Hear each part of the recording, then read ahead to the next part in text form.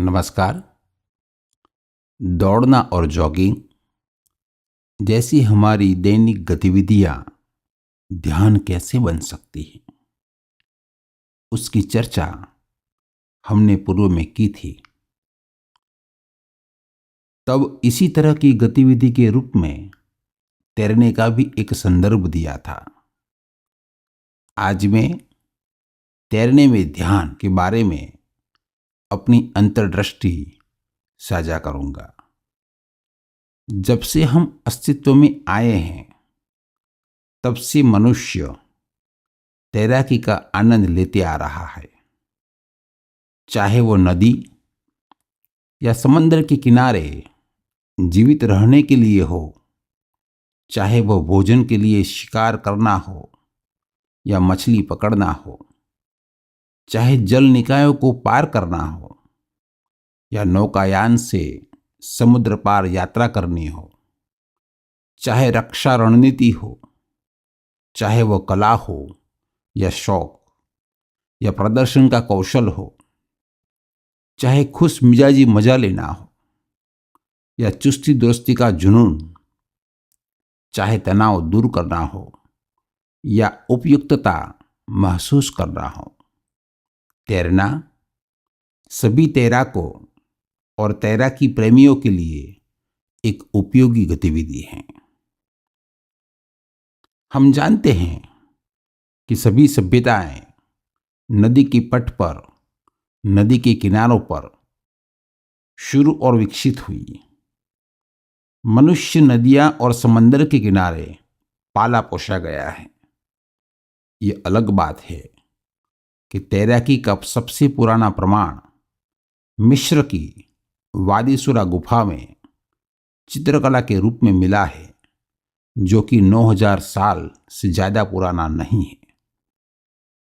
लेकिन सभी प्रागैतिहासिक सभ्यताओं में तैराकी के प्रति हमारा प्यार और जोश का कोई न कोई संदर्भ जरूर मिलता है। आप Ramayan, Mahabharat, Talmud, Iliad, Odyssey, Bible, Gilgamesh जैसी किसी भी प्राचीन पुस्तक में तैराकी का जिक्र किसी न किसी रूप में जरूर मिलता है।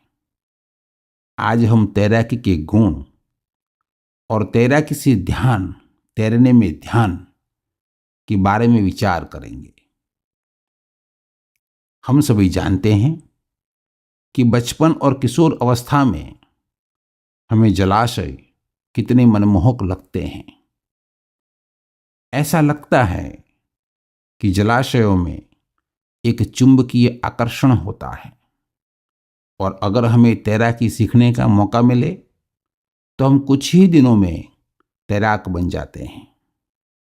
जो लोग तैरना नहीं जानते, चाहे वे तैरे या न तैरे, उनके लिए भी पानी की शीतलता, पानी की तरलता और पानी की उछाल उन्हें तैरने के लिए आकर्षित करती है। ऊंचाई से पानी में कूदना, पानी में गहराई तक गोता लगाना, गहरी सांस लेकर पानी के अंदर तैरना, पानी के अंदर छिपे रहना, तरण ताल में, स्विमिंग पूल में लुका छिपी खेलना, पानी के अंदर छिपकर दोस्तों को पकड़ना और उन्हें आश्चर्यचकित करना, ये सब हमारी प्यारी यादें हैं। यह सब बातें मुझे हमारे प्रबुद्ध गुरुओं के साथ नदियों का घनिष्ठ संबंध की याद दिलाता है।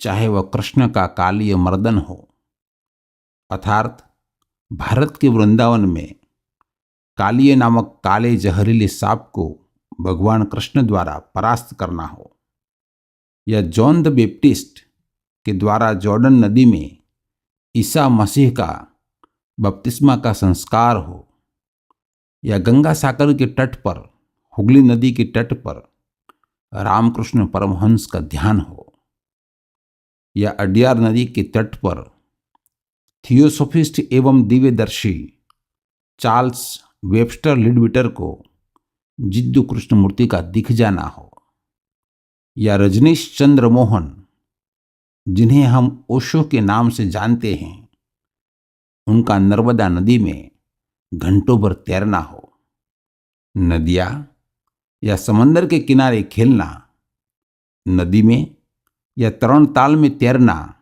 हमें ठंडक का एहसास देता है। हम खुद के साथ सहज होते हैं। आसपास की पहाड़ियां और जंगल का निसर्ग हमारी चेतना का पोषण करता है। ये पूरी प्रकृति, रेतीले समुद्र तट का अनंत विस्तार, नीले अंतरिक्ष की छत्रछाया, जैसे कि हमारी चेतना का पूरे आकाश को खोलती है। ऐसा लगता है जैसे कि अब समय है ही नहीं और हमारा मैं भी विलीन हो जाता है। यही कहना उचित होगा कि हम ध्यान की माहौल में आ जाते हैं। ऐसा लगता है ध्यान अपने आप होता है। तैराकी करते समय ध्यान करना चाहिए, यह कहना अब गलत होगा। उचित कहना तो यही होगा, अब तो बस आप तैरते हैं और ध्यान होता है। आजकल हम अक्सर मन व शरीर को विश्राम देके मन को तनाव मुक्त करने, कैलोरी ऊर्जा खपा के वजन को कम करने, हृदय का स्वास्थ्य बेहतर करके बीमारी की संभावना घटाने, बिना पसीना बहाए पूरे शरीर की कसरत करने, हंसी खुशी का माहौल रख के स्वास्थ्य को बढ़ावा देने और सामान्य रूप से अपनी ऊर्जा स्तर को बढ़ावा देने हेतु तैरने में रुचि रखते हैं, तैरना पसंद करते हैं। मेरी नज़र में एक बार आपको तैराकी में रुचि होती है, आप तैराकी की कला जानते हैं और आपके पास तैराकी के लिए सुरक्षित सुविधा हो, तो निश्चिंत रहें कि तैराकी आपको खुद के साथ सहज बना देती है, सहजता और ध्यान में ले जाती है और अस्तित्व इतना उदार है कि वह आपको खुद के साथ सहज, खुद के साथ मुखातिब होने के लिए हजारों तरीके प्रदान करता है। और कौन जानता है, तैराकी ही आपके लिए ध्यानमग्न होने का तरीका हो। थोड़ी सी सामंजस्य, थोड़ा सा एहसास, थोड़ा सा बोध और आप ध्यान में हैं। जब आप तैरने जाते हैं तो अक्सर ध्यान आपका उद्देश्य नहीं होता। कोई भी तैराक यह नहीं सोच सकता कि तैरने में उसका ध्यान सध जाएगा, लेकिन तैरने में ध्यान होता है। बहुत कुछ तैराकों को चेतना की चौथी अवस्था, तुरीय अवस्था का भी अनुभव होता है। यह अलग बात है कि वे इसे पहचानने में असमर्थ होते हैं और इस कारण वे इसे चूक भी जाते हैं। उन्हें हमेशा लगता है कि ऐसा तैराकी के कारण हुआ होगा। जब आप तरण ताल में एक के बाद एक ही शैली में या अलग अलग शैली में अपनी लंबाइयों को पूरा कर रहे होते हैं और आप अपनी तैराकी कसरत को 30 मिनट या उससे अधिक पूर्व निर्धारित समय या लंबाइयों के लिए पूरा करते हैं, तब आप अंत में 10 से 15 मिनट केवल फ्लोटिंग के लिए रख सकते हैं। तैराकी के बाद शरीर इतना ऊष्मा युक्त हो जाता है कि करीब 10 से 15 मिनट बिना हाथ या पैर हिलाए फ्लोटिंग में रह सकते हैं। आप अपने हाथ और पैर पानी में फैलाकर बिना किसी प्रयास या सांस पर बिना नियंत्रण के सुरक्षित फ्लोटिंग कर सकते हैं। आप अपने सिर को पीछे की ओर झुका सकते हैं, जैसे कि मत्स्यासन में, ताकि आपकी पीठ खींची हुई हो और पैर करीब करीब सीधे पानी की सतह पर दिखाई दे रहे हो। आपकी नाक और मुंह पानी के स्तर से थोड़ा ऊपर होंगे। आपकी आंखें पानी में थोड़ी डूब सकती है या पानी का स्तर आंखों पर लेंस की तरह आंखों की पुतलियों को छू सकता है। आप चाहें तो आंखें और मुंह बंद रख सकते हैं। आराम से फ्लोटिंग करते रहें और शरीर के चारों ओर पानी को महसूस करते रहें। पुल के किनारे बहते पानी की आवाजें या कोने में पानी के फव्वारे की आवाजें या कोई भी आवाज जो आप अपने भीतर से सुन सकते हैं, उसे सुनते रहें। इसके अलावा बाहरी परिवेश में हो रही आवाजों को भी सुनें। बंद आंखों से अगर आपको कोई रोशनी दिखाई दे तो आप उसे देख सकते हैं, या अगर आप बंद आंखों से भीतर के आकाश को देखें तो वह भी ठीक है। आप पानी महसूस करते रहें, कान से सुनते रहें और बंद आंखों से देखते रहें। शरीर की हिलचाल के लिए बिना किसी प्रयास के शरीर को अपने आप फ्लोटिंग में रहने दें। आप 10 से 15 मिनट तक ऐसे ही फ्लोटिंग में रहें और फिर तरणताल से बाहर आ जाए। अगर आपको ठंड लगे तो आप थोड़ा जल्दी भी बाहर आ सकते हैं और तरणताल पर रखे बेंच या आराम कुर्सी पर आराम कर सकते हैं। आप अपने शरीर को तौलिए से ढक सकते हैं ताकि वह अपने आप सूख जाए। आप आंखें बंद करके आराम कर सकते हैं। आप भीतरी और बाहरी आवाजों को सुनते हुए बंद आंखों से आप जो कुछ भी देख सकते हैं उसे देखना जारी रख सकते हैं। आप तरणताल से विदा होने से पहले या स्नान लेने या घर जाने से पहले लगभग 10 मिनट या उससे ज्यादा आराम कर सकते हैं।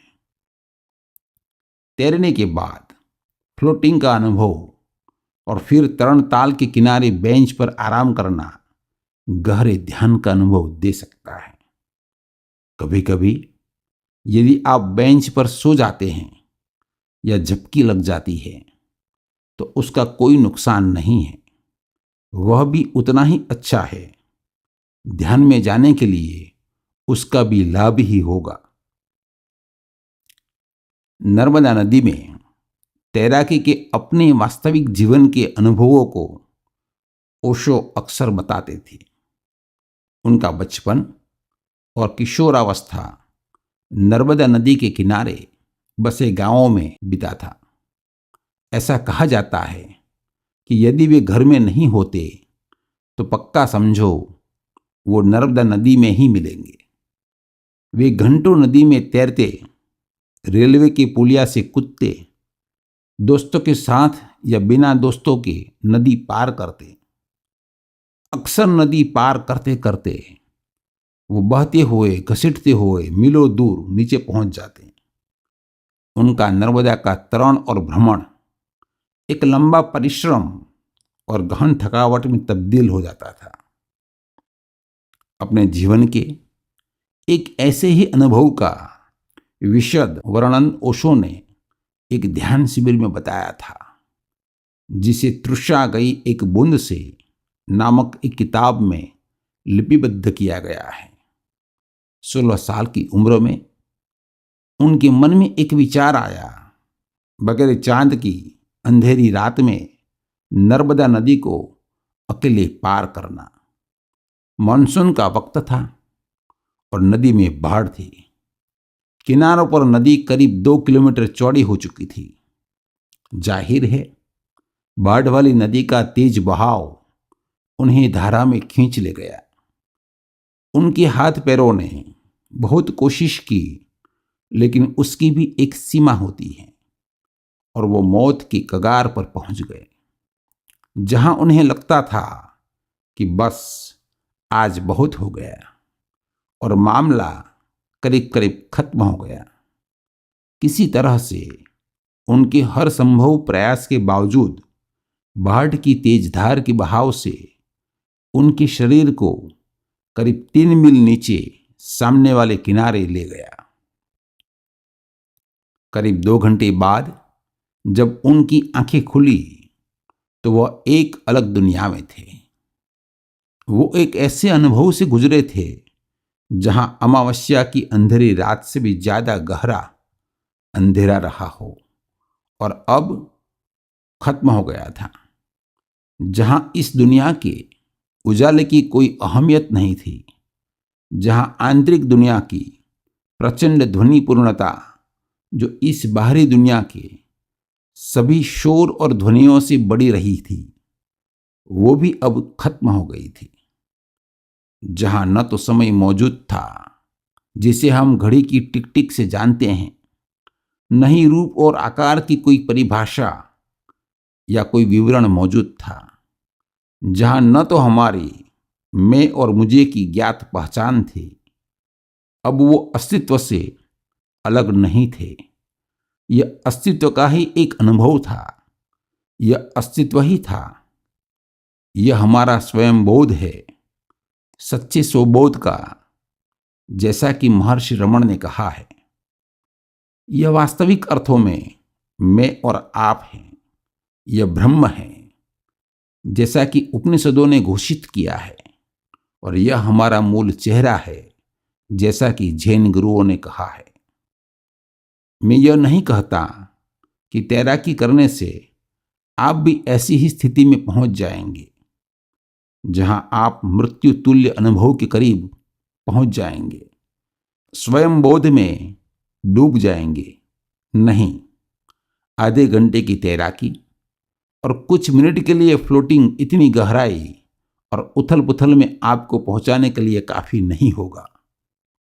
लेकिन यह तैराकी और फ्लोटिंग आपको ध्यान के अवकाश में ध्यान में ले जाएगा, जहां मन अब चहक नहीं रहा है, जहां आप पानी के साथ एक महसूस करते हैं, जहां आपको पानी पर, प्रकृति पर, अस्तित्व पर भरोसा है, जहां आप खुद को पानी की शीतलता और अस्तित्व में विलीन महसूस करते हो, जहां समय और विचारों की लहरें आपकी चेतना की झील से दूर चली गई हैं।